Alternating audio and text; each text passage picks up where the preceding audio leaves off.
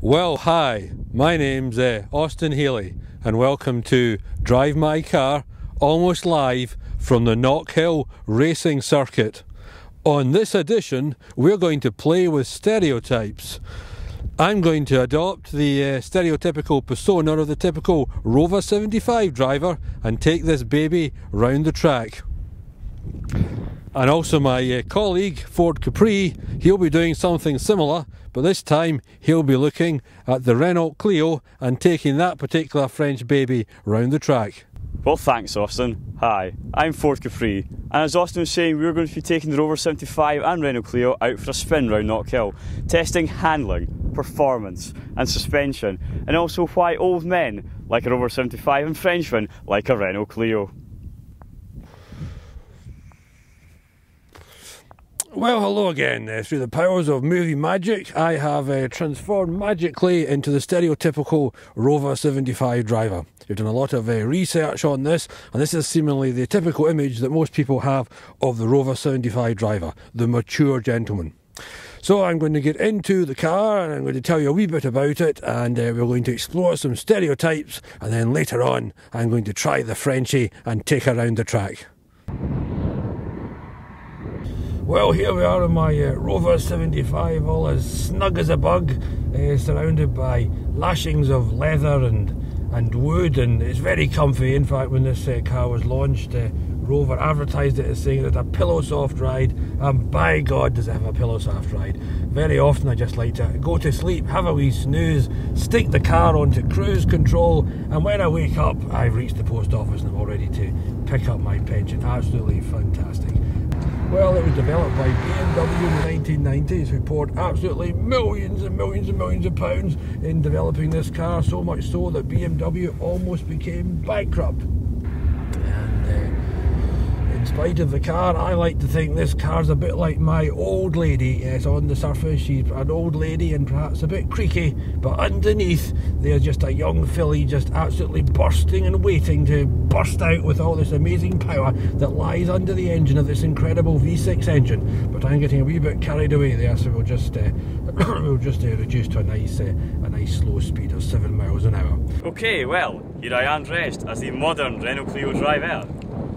A car for the modern man. I'm a modern man. Let's take this for a spin. Okay, so here we are inside the Renault Clio. Excuse me, I've got half a moustache now as it's blown away in the wind. Now, Renaults initially were made for farmers in the late 19th century. It was to carry eggs. So as you can tell, all Renault Clios, and all Renaults especially, have decent suspension on them. This is very true of the Clio Grand 999, which we've got just now. I think it's a car, it's a modern car for the modern people. It's got great handling on it, fantastic handling. It's a bit cheap, plasticky inside, but you know it does a decent job for the common man now. And Frenchmen especially, they have this arrogant side to them. This is a statement as if to say, I am French and I don't care what car I drive, as long as it looks good. Well, well, here I am in the Renault Clio Grand. Let's see if it is in fact grand. Straight away I'm disappointed because unlike the 75, there's no place for me to put my pipe. So I'm going to stick my pipe somewhere. The French, what can I really say about the French? Well, we'll leave that for another day. Anyway, the Renault Clio, here we are. I'm sitting in the Renault Clio and just having a look at the thingy that basically puts it into gear. So let's have a go, and there we go, it's into first, and oh yes, there it is. Yes, the French have mastered the art of being able to accelerate a car. The French, of course, all their cars are designed by technocrats. This particular model was renowned for having a bonnet that would fly up at high speed. Most of the cars were recalled, but I also have to say one of the most popular cars in Europe. Like the dials are nice and big. If you've got failing eyesight, as I do, I'm 70% blind, then it's good to have dials that you can look at. Might suddenly stop. Yes, I think I'll just suddenly stop and we'll see how it deals with a high-speed skid.